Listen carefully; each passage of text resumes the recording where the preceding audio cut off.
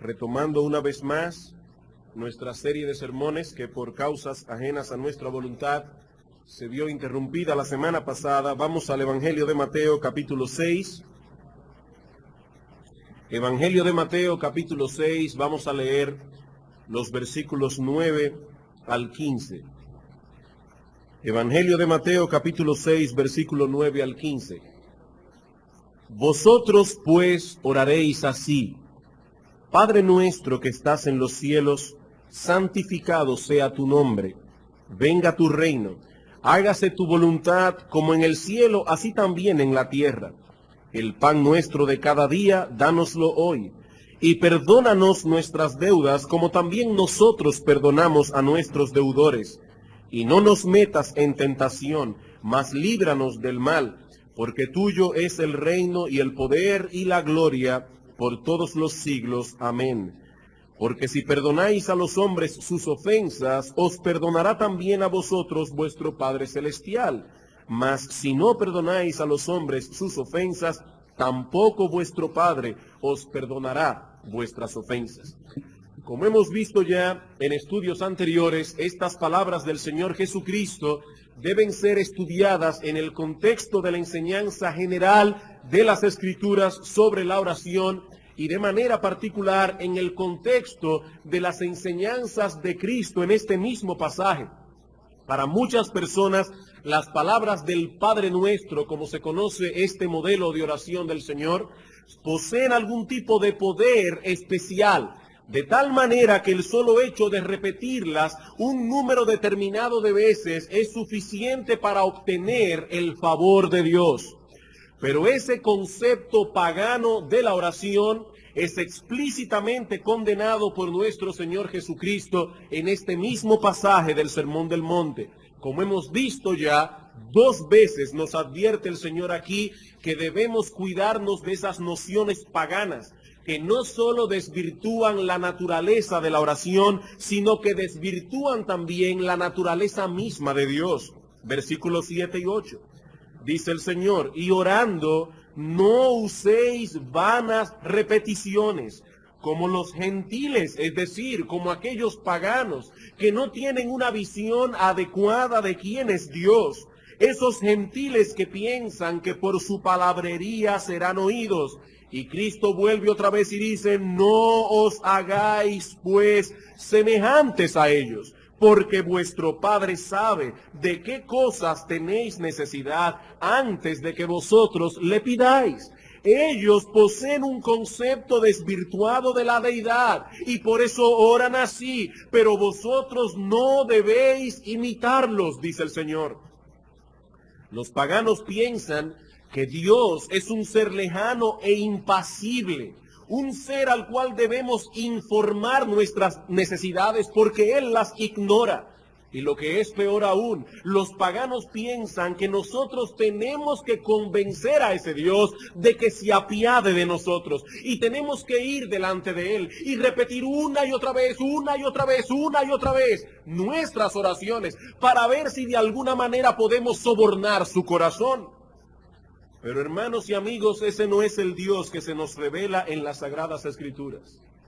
El Dios de la Biblia conoce las necesidades de sus hijos antes de que se la pidan.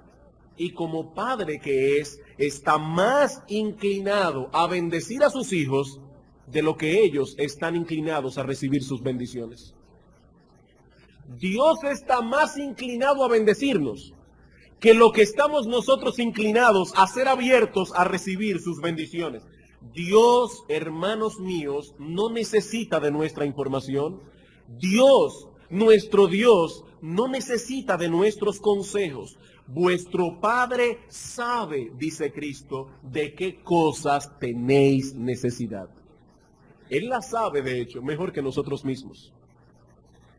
Él conoce a la perfección cada una de nuestras debilidades, cada uno de nuestros problemas, cada una de nuestras aflicciones. Él no es un Padre lejano e indiferente. Él no ignora nuestra condición. Pero aún así, Él quiere que vayamos a Él en oración y que derramemos nuestras almas en su presencia. Hermanos, ¿con qué propósito fuimos nosotros escogidos desde antes de la fundación del mundo? ¿Para qué?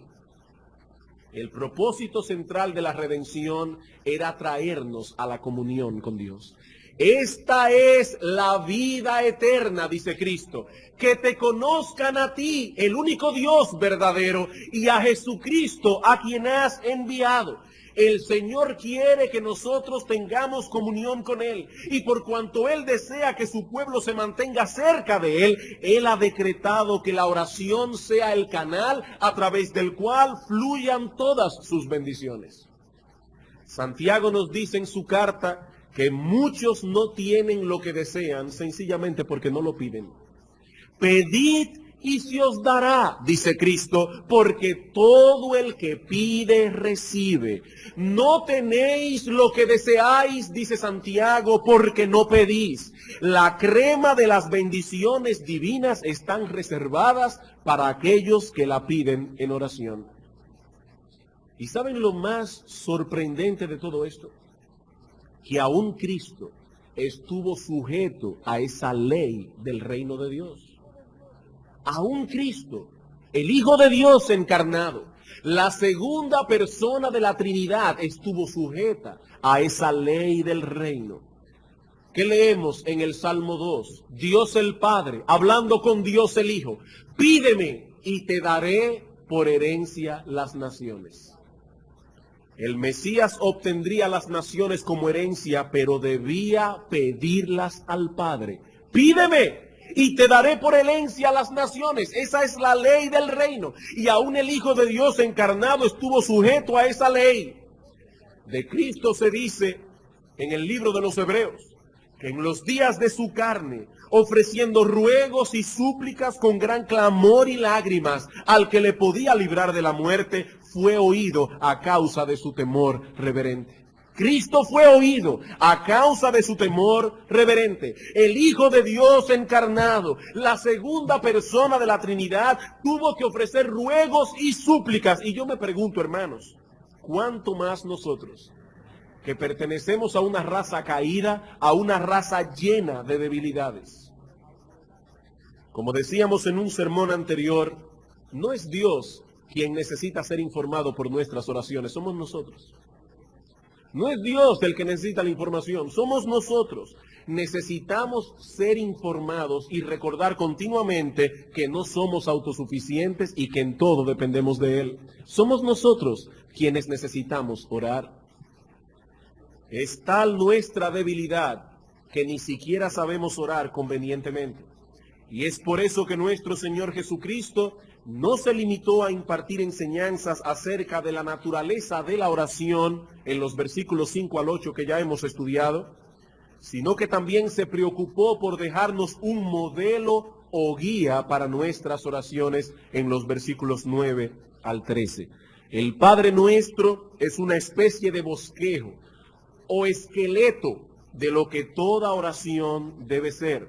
Orar conforme a la voluntad de Dios es orar conforme al modelo del Padre Nuestro. El asunto no consiste en repetir esas palabras, sino más bien en seguir el patrón. ¿Qué dice Cristo? Los hipócritas y los paganos oran de cierto modo, pero vosotros debéis orar de otra manera. Vosotros pues oraréis así. El Señor no dice aquí, vosotros pues repitan conmigo. No, no, no. Vosotros pues oraréis de este modo. He aquí los elementos que debéis incluir en vuestras oraciones. He aquí las cosas por las cuales debéis pedir. Esa es la idea.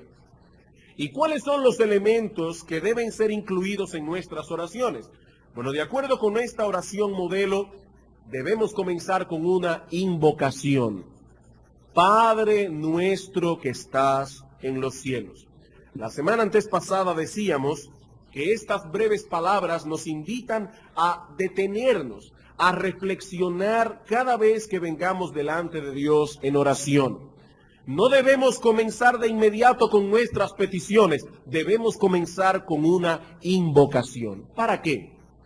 para que cada vez que vengamos al delante del trono de la gracia, recordemos tres cosas. ¿Cuáles son esas cosas que debemos recordar? Bueno, en primer lugar, la paternidad de Dios. Cristo dice, discípulos, escuchen, los paganos tienen una visión distorsionada de Dios y por eso oran mal. Vosotros, pues, cuando vengáis delante del trono de la gracia, lo primero que debéis hacer es deteneros y pensar, delante de quién ustedes están. Padre nuestro que estás en los cielos. Lo primero que debemos recordar es la paternidad de Dios. El Señor espera de nosotros que al venir delante del trono de la gracia nos detengamos a reflexionar delante de quién estamos. No nos hemos acercado a un ser frío y distante. Hemos venido a hablar con nuestro Padre. La vez pasada tuvimos la oportunidad de expandirnos en este punto y no es mi intención volver a repetir de nuevo todo lo que dijimos en aquella ocasión. Recuerden que el domingo antes pasado yo vine muy entusiasmado con 3 puntos, pero parece que me entusiasmé demasiado y solo vimos uno. Así que en el día de hoy vamos a ver los 2 que nos restan. La paternidad de Dios, hermanos, debe generar confianza en nosotros. Él nos adoptó y nos concedió el derecho de llamarle Padre. Como dice Pablo en Gálatas 4:6, por cuanto sois hijos, Dios envió a vuestros corazones el espíritu de su Hijo, el cual clama, Abba, Padre. Una expresión hebrea que significa Padre mío o papito, es como una expresión de cariño y de confianza delante de Dios. Abba, Padre, el mismo espíritu que habitaba en Cristo y que le movía a clamar a su Padre, ahora habita en nuestros corazones y nos mueve a clamar a nuestro Padre. Esa relación filial ha venido a ser nuestra por medio de la fe. Por la fe en el Hijo, nosotros somos hijos con los mismos privilegios y derechos. En Romanos capítulo 8, versículos 16 y 17 dice Pablo, el Espíritu mismo da testimonio a nuestro espíritu de que somos hijos de Dios, y si hijos, también herederos, herederos de Dios y coherederos con Cristo. ¿Qué es, hermanos, lo primero que debemos recordar? La paternidad de Dios. Hasta ahí nos quedamos el domingo antes pasado. Pero al orar, no solo debemos recordar la paternidad de Dios, sino también, en segundo lugar, la grandeza de Dios.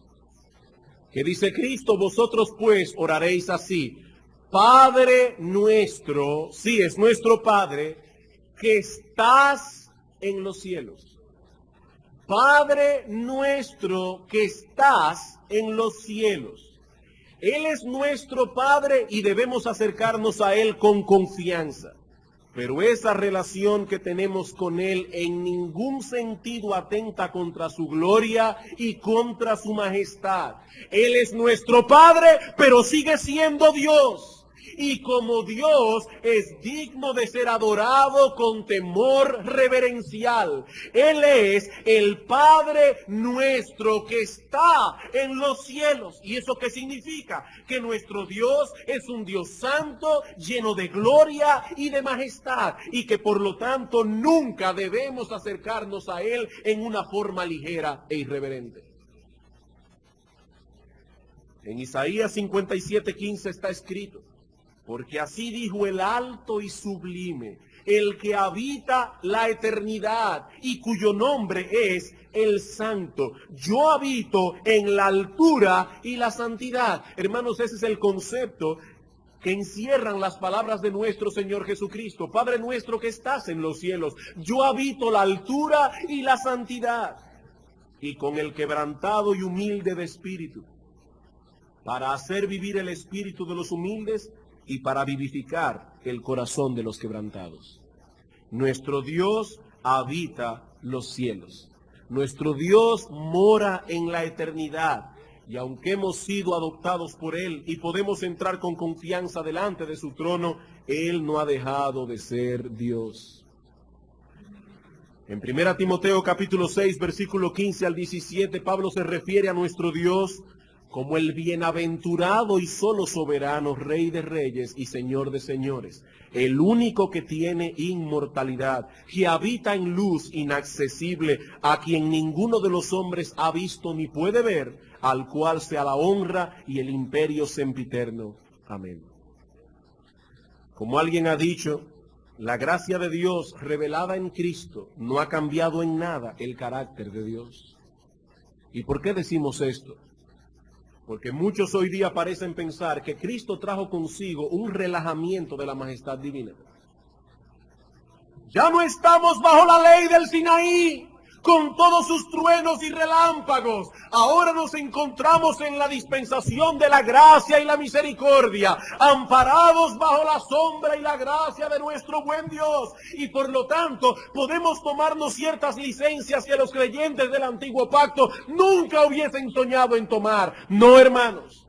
No, hermanos, eso es convertir en libertinaje la gracia de Dios. Es en el Nuevo Testamento que está escrito: tengamos gratitud y mediante ella sirvamos a Dios, agradándole con temor y reverencia, porque nuestro Dios es fuego consumidor. Allí no dice nuestro Dios fue fuego, es y seguirá siendo fuego consumidor. Hermanos, el Dios que se predica en muchos púlpitos en el día de hoy, y decimos esto con pena y con temor, el Dios que se predica en muchos púlpitos en el día de hoy no tiene derecho a tener una D mayúscula. Es un Dios más digno de lástima que de reverencia. Pero ese no es el Dios que se revela en las Sagradas Escrituras. El Dios que se revela en la Biblia está en los cielos, sentado en su trono, sobre todos los tronos, y es un Dios soberano. Ese es el Dios al cual nosotros venimos a orar y a adorar. Sí, es nuestro Padre y debemos tener confianza, pero un concepto no debe atentar contra otro. Él es nuestro Padre que está en los cielos. ¿Acaso no fue el mismo Cristo que dijo en una ocasión: no teman a los que matan el cuerpo, mas el alma no pueden matar? Temed más bien a aquel que puede destruir tu cuerpo y tu alma en el infierno. ¿No fue Cristo quien dijo eso? Nuestro Dios es digno de ser temido. Él está en los cielos, sentado en su trono, con miríadas y miríadas de ángeles y querubines a su alrededor, exaltando su gloria y su majestad y diciendo: santo, santo, santo, Jehová de los ejércitos, toda la tierra está llena de su gloria. Hermano, ¿alguna vez te has puesto a pensar que es a ese Dios al que tú vienes cada vez que vas a orar?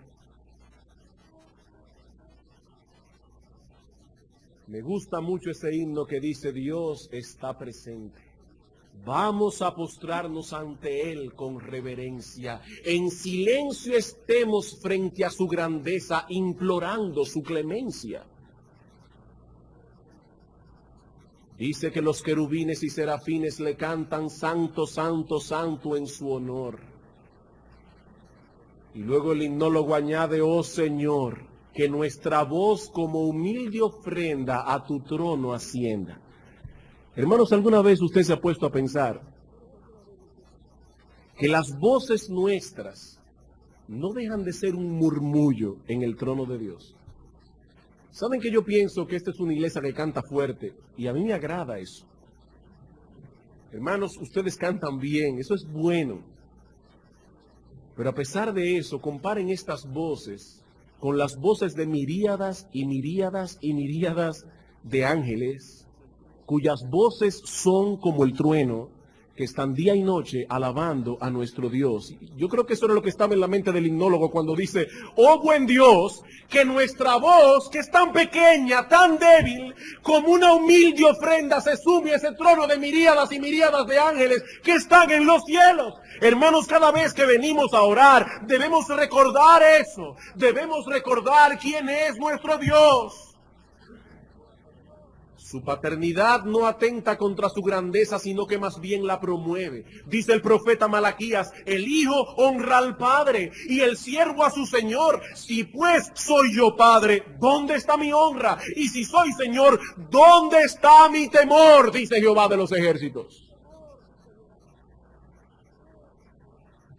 El Dios de la Biblia es aquel de quien dice Pablo en Romanos capítulo 9 que tiene misericordia del que él quiera tener misericordia y al que él quiera endurecer, lo endurece.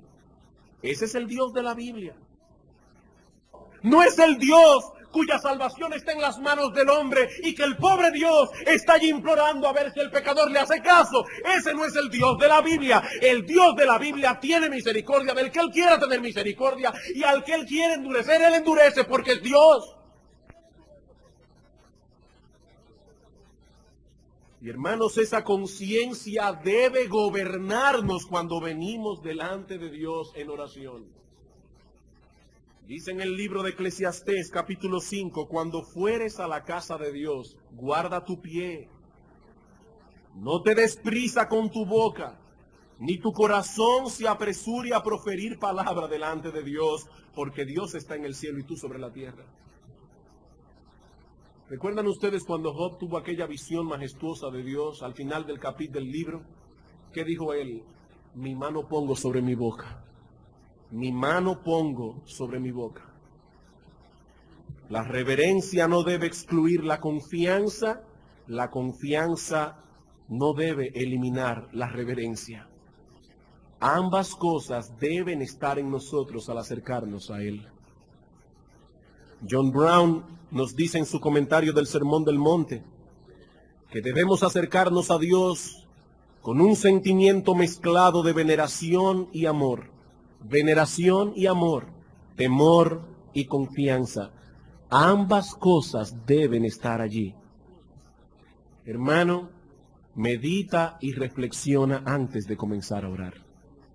Medita y reflexiona, detente por un momento antes de comenzar a orar. Primero, en la paternidad de Dios. Segundo, en la grandeza de Dios. Y en tercer lugar, aprendemos en esta breve invocación que debemos recordar también la familia de Dios. Que debemos recordar también la familia de Dios. ¿Qué dice Cristo? Vosotros pues oraréis de esta manera. Padre nuestro que estás en los cielos. Padre nuestro que estás en los cielos. Él no solo es mi Padre, sino también el Padre de todos los creyentes.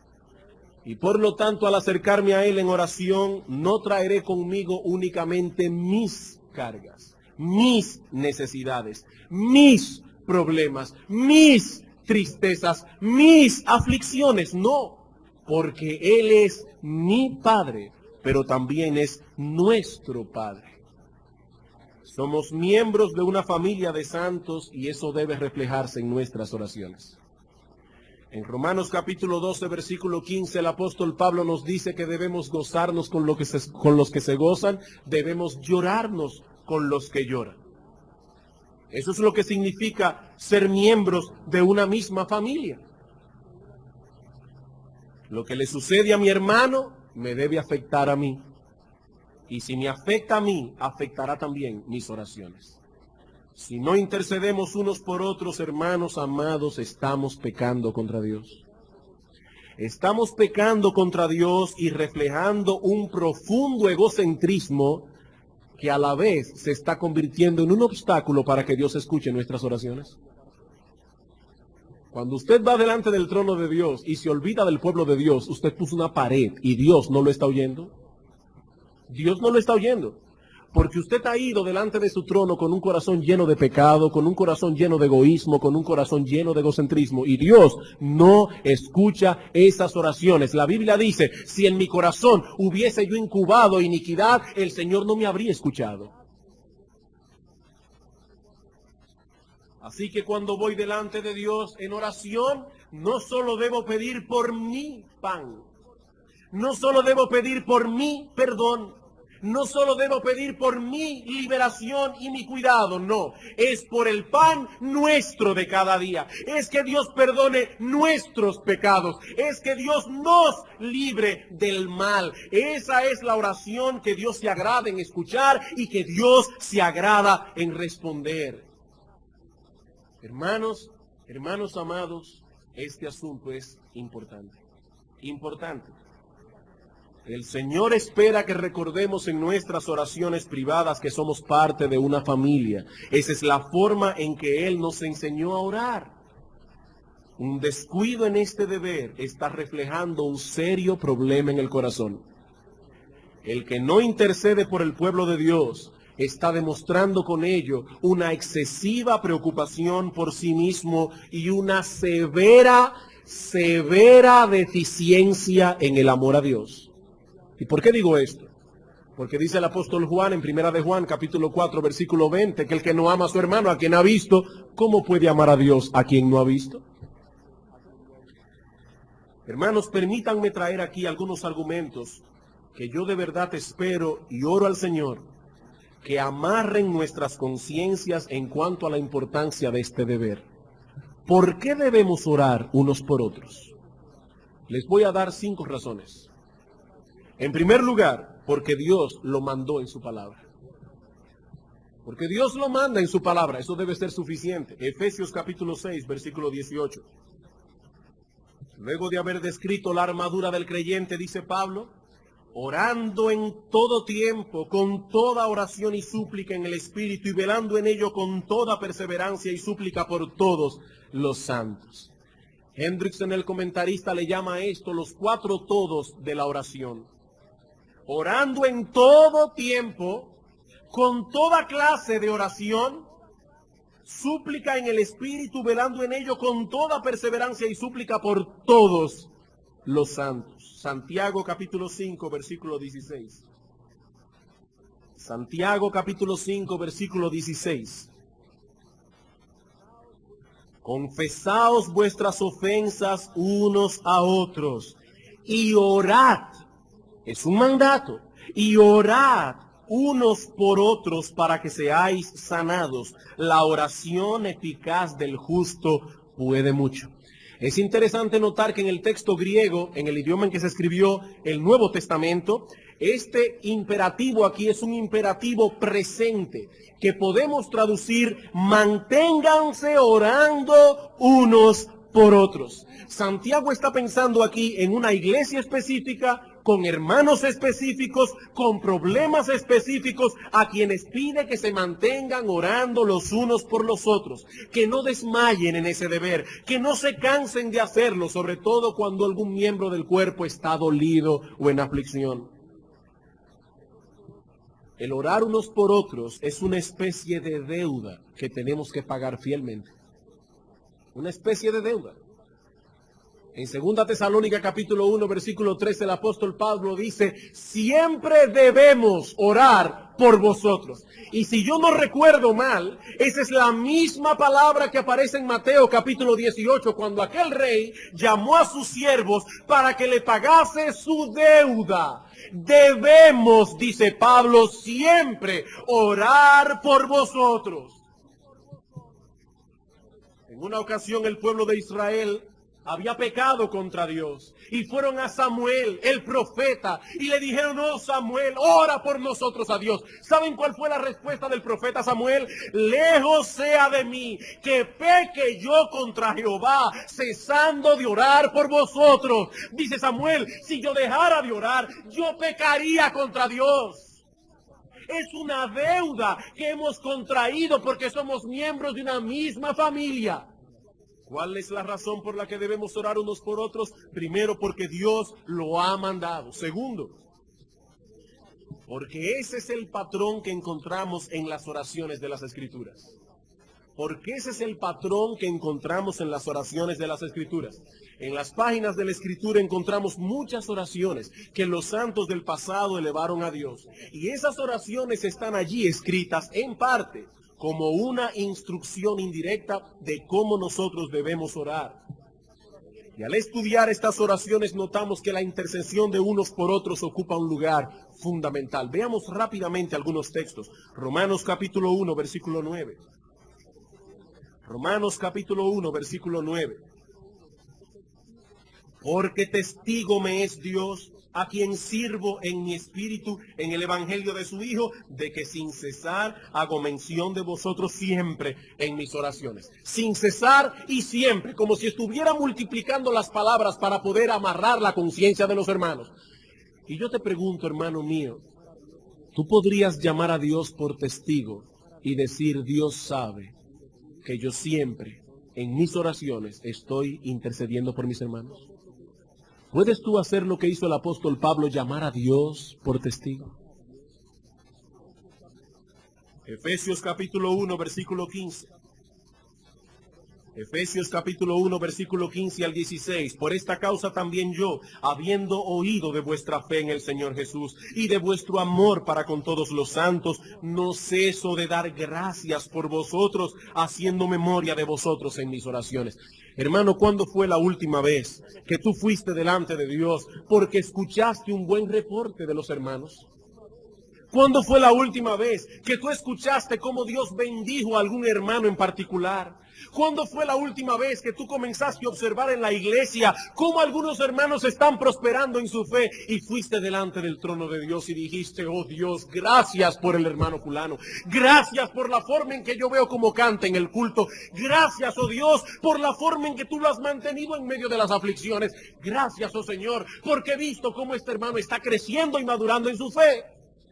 ¿O eres tú de la gente que lo único que ven los otros son cosas malas? Hay hermanos que tienen a flor de labios una crítica para todo el mundo. Y eso es, y no temo en decirlo, diabólico, porque la Biblia dice que el diablo es el acusador de los hermanos. Hermano, ¿eres tú como el apóstol Pablo, que continuamente está a la caza para ver por qué cosas ellos pueden venir delante del trono de la gracia a dar gracias por la iglesia? Pablo lo hacía. Filipenses capítulo 1, versículos 3 al 4. Doy gracias a mi Dios siempre que me acuerdo de vosotros, siempre en todas mis oraciones, rogando con gozo por todos vosotros. Hermanos, aquí las palabras abundan. Las palabras abundan. Doy gracias siempre, siempre en todas mis oraciones, rogando con gozo por todos vosotros. Colosenses capítulo 1, versículo 3. Y este ejemplo todavía es más fuerte porque Pablo ni siquiera conocía esta iglesia. Algunos hermanos dicen, yo no sé por qué en el culto de oración se ora por gente que uno ni conoce, con nombres rarísimos que uno no puede ni pronunciar. Pablo no conocía esta iglesia, sin embargo puede con toda confianza decir, siempre orando por vosotros, damos gracias a Dios Padre de nuestro Señor Jesucristo. Y en el capítulo 2, versículo 1 dice, porque quiero que sepáis cuán gran lucha sostengo por vosotros y por los que están en la Odisea y por todos los que nunca han visto mi rostro. Y nos preguntamos, ¿cómo es posible que el apóstol Pablo, un hombre ya viejo, preso en una cárcel en Roma, podía decir, yo estoy luchando a vuestro favor? ¿De qué manera estaba este hombre luchando por los hermanos de Colosas? Agonizando por ellos delante del trono de la gracia en oración. Hermano, ¿cuándo fue la última vez que tú agonizaste delante de Dios por un hermano? ¿Cuándo fue la última vez? Somos parte de una familia. Y cuando nos acercamos a Dios en oración, tenemos que hacer latente esa realidad. Hay muchas personas que afirman pertenecer al pueblo de Dios y sin embargo se sienten al mismo tiempo aislados de ese pueblo. Se sienten excluidos de ese pueblo. Y yo me pregunto, ¿no será acaso que ese pueblo al que dice pertenecer está muy lejos de su corazón? ¿Cómo podremos amarnos unos a otros en un sentido práctico y tangible? ¿Cómo podremos poner en práctica todas esas cosas que el pastor Eduardo ha estado hablándonos en la escuela dominical si estamos tan preocupados por nuestros propios asuntos que ni siquiera podemos apartar un tiempo para orar por otros? ¿Cómo podríamos? Ese no es el ejemplo que encontramos en las Escrituras. Hermanos amados, eso no es lo que Dios espera de nosotros. De los primeros cristianos se dice en el libro de los Hechos que eran de un corazón y un alma. Un corazón y un alma. Lo que sucedía con uno, sucedía con todos. ¿Y saben cuál era la manifestación más elemental de esa unidad? Ellos oraban unos por otros. El que no es capaz de llevar a cabo un deber tan fundamental y tan elemental, seguramente descuidará muchos otros deberes. ¿Por qué debemos orar unos por otros? En primer lugar, porque Dios los requiere en su palabra. En segundo lugar, porque ese es el modelo de oración que encontramos en las Escrituras. Tercero, porque esa es una de las razones por las cuales Dios nos ha dado su espíritu como un espíritu de oración. Porque esa es la razón o una de las razones por las cuales Dios nos ha dado su espíritu como un espíritu de oración. Es el Espíritu Santo quien impulsa y quien capacita al creyente para orar en el momento oportuno y de la manera oportuna. Romanos capítulo 8, versículo 26.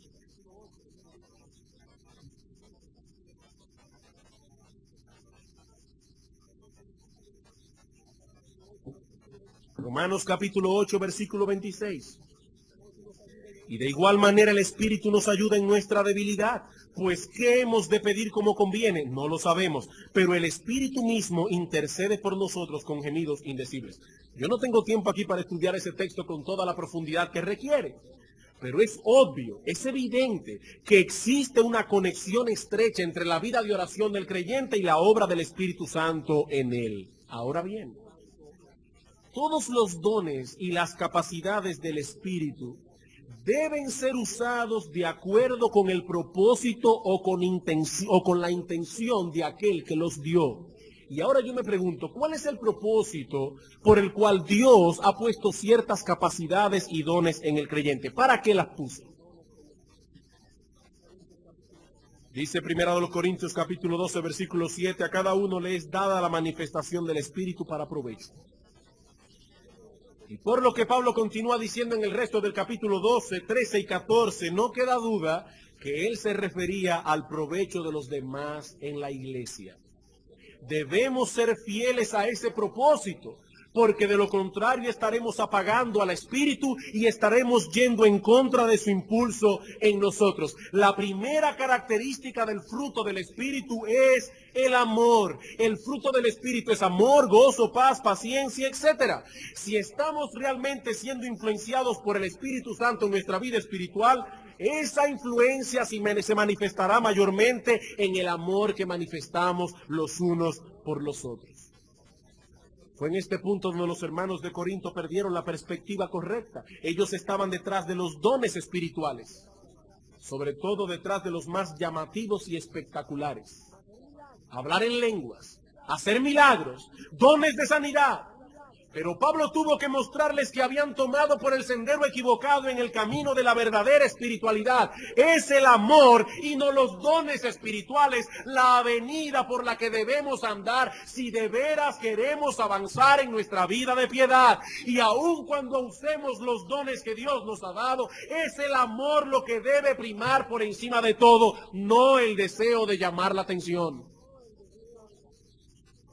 La regla de oro en este asunto es 1 Corintios 14, 26. Hágase todo para edificación. El amor a los hermanos. ¿Para qué Dios nos dio su espíritu como un espíritu de oración? Para que nosotros manifestemos el amor del espíritu orando por los hermanos. ¿Acaso no dice la Escritura que debemos amar al prójimo como a nosotros mismos? Hermano, ¿por qué tú oras por algún problema que tú tienes? Porque te amas a ti mismo, porque te preocupas por ti mismo. Por eso pides por tus necesidades. No podemos decir entonces que amamos a nuestros hermanos en Cristo si no intercedemos por ellos delante del trono de Dios. Cuarta razón. Debemos orar unos por otros, y esto puede sonar extraño a los oídos de muchos, porque si no oramos por los demás, no estamos orando en fe. ¿Por qué debemos orar unos por otros? Porque el que no ora por otros en sus oraciones particulares, no se puede decir de él que está orando en fe. Dice el teólogo puritano William Gurnall, no puede orar en fe por sí mismo quien solo ora por sí mismo. Esto no es un juego de palabras. No puede orar con fe por sí mismo quien solo ora por sí mismo. Cuando vamos delante de Dios y decimos, Padre nuestro que estás en los cielos, estamos trayendo a colación dos elementos esenciales de la fe. ¿Saben cuáles son? La confianza y el amor. La confianza y el amor son elementos vitales para la fe. Una persona no puede decir que cree si no confía. Bueno, de igual manera una persona no puede decir que tiene fe si no ama, porque dice la Biblia en Gálatas capítulo 5 que la fe obra por el amor. Y Cristo dice, cuando vengas delante del trono de la gracia, no digas Padre mío solamente. Y eso no es que está prohibido decir Padre mío.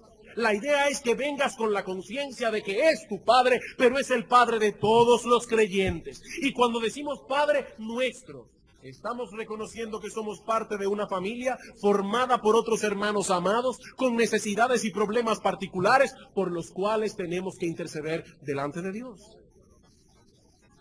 Por eso decíamos hace un momento que no pediremos únicamente por mi pan. No es mi provisión, no es mi perdón, no es mi liberación, es el pan nuestro, es el perdón de nuestros pecados, es pedir por la gracia que nos guarde del mal. Al invocar a Dios como el Padre nuestro, estamos manifestando confianza, es mi Padre, amor, es el Padre nuestro. He allí dos gracias indispensables de la fe verdadera. Repito, no puede haber fe donde no hay confianza, pero tampoco puede haber fe donde no hay amor. La fe obra por el amor. Así que no es exagerado William Gurnall cuando dice que el que solo ora por sí mismo no puede orar con fe. No puede orar con fe. Ese egocentrismo manifestado en la oración es un indicativo de falta de fe. Y sin fe es imposible agradar a Dios. Así que el orar por otros es un deber, primero porque Dios lo manda en su palabra, segundo porque es el modelo de oración que encontramos en las Escrituras, tercero porque fue con ese propósito que Dios nos dio su espíritu como un espíritu de oración, cuarto porque sólo así podremos estar seguros de que estamos orando con fe, quinto y último, porque Dios nos ha dado promesas concernientes al deber de orar por otros, y de ese modo nos estimula a la intercesión mutua. Porque Dios nos ha dado promesas concernientes a este deber de orar por otros. Y de ese modo nos estimula a orar a la intercesión mutua. Así vemos en las páginas de las Escrituras, por ejemplo, cómo Dios removía las plagas de Egipto cuando Moisés oraba. ¿Podía Dios remover las plagas sin las oraciones de Moisés? Sí, él podía. Pero decía Faraón, ve donde Moisés y pídele que ore, porque hasta que él no ore no se van las plagas. Y en parte, Dios escogió este método para estimularnos en nuestras oraciones por otros. Miren, si en Sodoma y en Gomorra hubiesen habido 10 justos, Dios no hubiese destruido esas ciudades. ¿Saben por qué? Porque Abraham negoció eso con Dios. Abraham se acercó a Dios y le dijo, Señor, ¿y si hubieran 50 justos en Sodoma? Está bien, Abraham, no la destruiré por amor de esos 50 justos. Parece que Abraham se puso a contar, bueno, la familia de Lot, Yo no encuentro más. Señores, si fueran 40, está bien Abraham, por esos 40 no las destruiré. Pero 40 justos en Sodoma no había. Y si fueran 30, Señor, está bien Abraham, ni por esos 30 los destruiré. Finalmente, Abraham siguió bajando hasta que le dijo, Señor, solamente si hubieran 10. Y Dios le dijo, está bien Abraham, si hubieran 10 justos, yo no destruyo Sodoma. El problema es que en Sodoma había un solo justo, que era Lot. Ni su esposa ni sus hijas eran justos. Y Dios destruyó Sodoma. Pero lo que me llama la atención, hermanos, es como Dios, el Dios todopoderoso, le concede a un pequeño gusanito llamado Abraham que tenga la osadía de negociar su ira con él porque intercedió por Sodoma. Dios le permitió esa osadía a ese pequeño hombre. Por ello, cuando las oraciones intercesoras de los justos no logran obtener la misericordia de Dios, es porque ya nada más puede hacerse. Si eso no lo puede lograr ni siquiera la oración intercesora de los justos, ya nada se puede hacer. Dios ha puesto la oración de los unos por los otros como una especie de apelación final. Así que cuando Dios determina que Él no va a responder las oraciones intercesoras, es para mostrar su resolución de no conceder esa bendición. En el libro del profeta Jeremías encontramos una ilustración bastante conmovedora de este punto. Dios había determinado enviar a su pueblo en cautiverio. Y para demostrarle a Jeremías que ya nada cambiaría esa resolución, en el capítulo 15 del libro de Jeremías, en el versículo 1, dice lo siguiente. Me dijo Jehová, si Moisés y Samuel se pusieran delante de mí, aún así no estaría mi voluntad con este pueblo. Échalos de mi presencia y que salgan. Hermanos, ¿están ustedes entendiendo o estamos nosotros entendiendo lo que implican estas cosas? Aún si vinieran Samuel y Moisés, lo que Dios está diciendo aquí es que si las oraciones de estos santos hombres no podían hacer nada para que la ira de Dios no cayera sobre esta gente, es porque ya no se podía hacer nada más. No había un tribunal superior al que apelar, porque la oración intercesora del pueblo de Dios es el máximo tribunal de Dios. No hay apelación final, no hay nada más que hacer. Más adelante en el capítulo 17, versículo 15 y 16, le dice Dios al profeta, se me ha perdido el texto, pero la idea es esta. Dios le dijo al profeta Jeremías, no ores por este pueblo. No ores por este pueblo, no intercedas por esta nación. El mal estaba determinado sin oportunidad de apelación. Esa es la idea. Esa es la idea. Hermanos, si la oración intercesora ya no puede hacer nada más, no hay ninguna otra cosa que se pueda hacer. Ese es el recurso más poderoso con que cuenta el pueblo de Dios.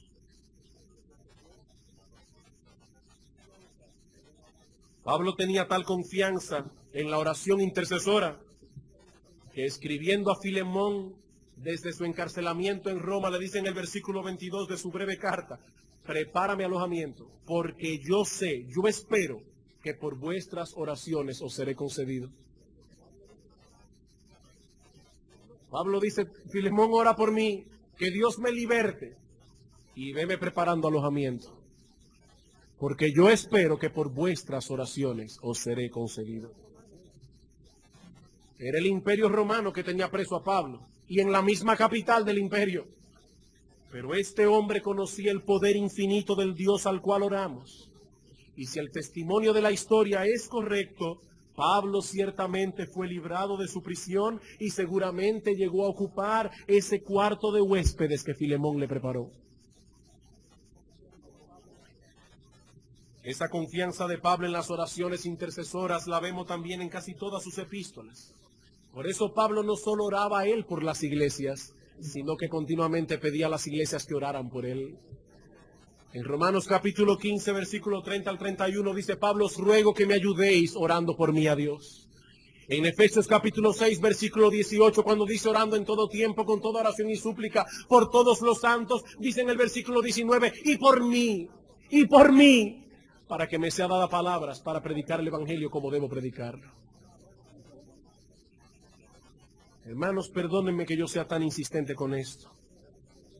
Pero ven ustedes por qué los pastores hacemos tanto énfasis en la importancia de venir al culto de oración. Hermanos, yo recuerdo haber dicho en una reunión de miembros hace muchos años atrás, y lo vuelvo a repetir, tener en el seno de nuestra iglesia una persona que diga ser miembro y que no venga por una razón que no sea válida al culto de oración, eso es un peligro.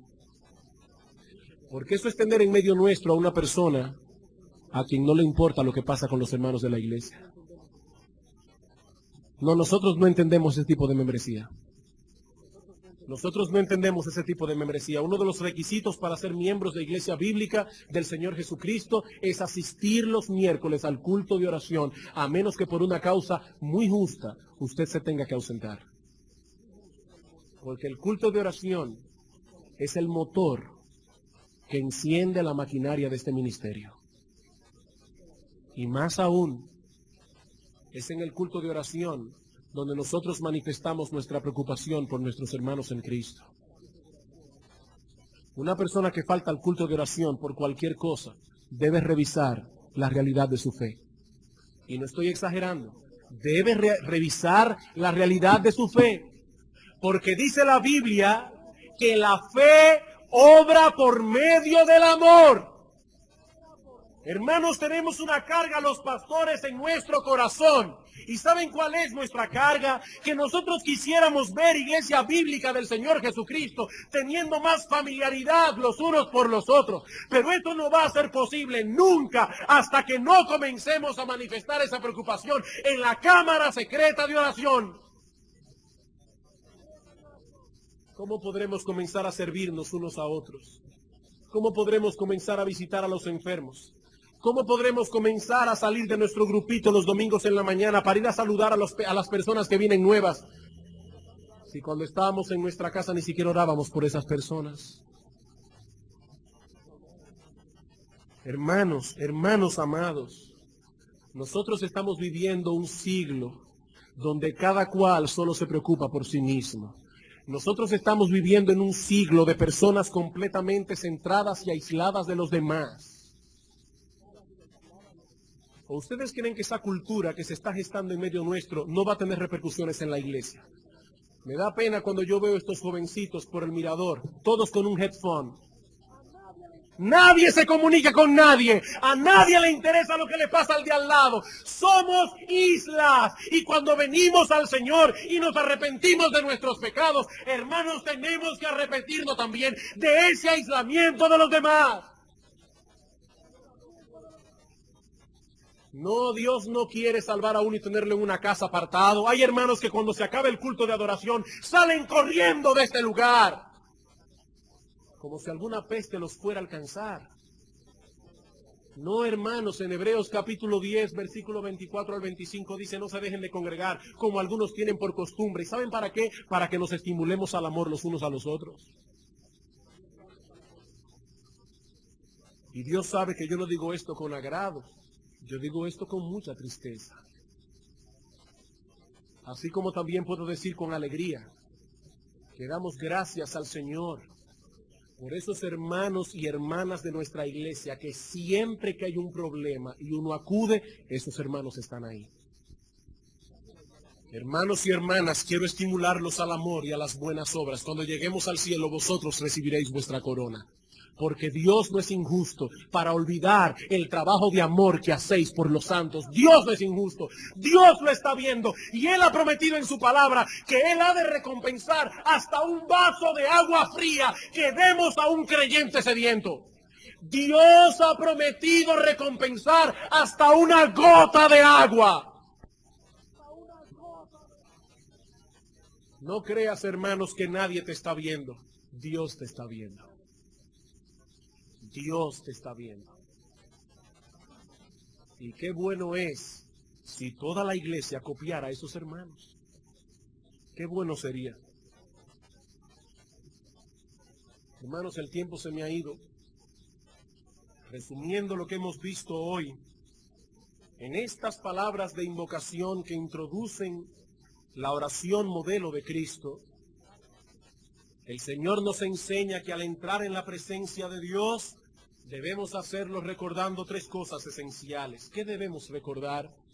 La paternidad de Dios, la grandeza de Dios, la familia de Dios. Él es el Padre nuestro que está en los cielos. Hermanos, no debemos ser irreflexivos al venir a la presencia de Dios.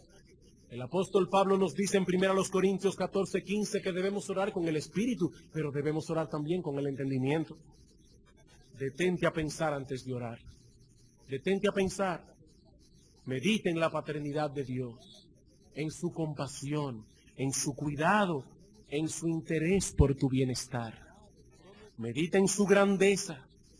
Su trono está en los cielos por encima de todos los tronos terrenales. Su grandeza es inescrutable, está fuera de nuestra comprensión. Medita en el hecho de que ese Dios al que invocas por Padre es el Padre de todos los creyentes. Medita en el pueblo de Dios y sus necesidades.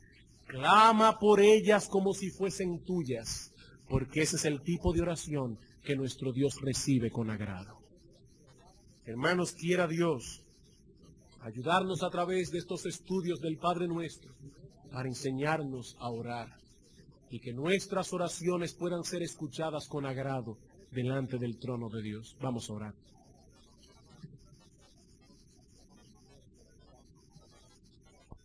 Padre nuestro que estás en los cielos, que tu nombre sea santificado. Oh Señor y Dios nuestro, siguiendo el modelo de oración de nuestro bendito Salvador, nosotros te pedimos que tu voluntad sea hecha en la tierra como se hace en el cielo. Sabemos, oh Dios, que los ángeles te sirven con alegría.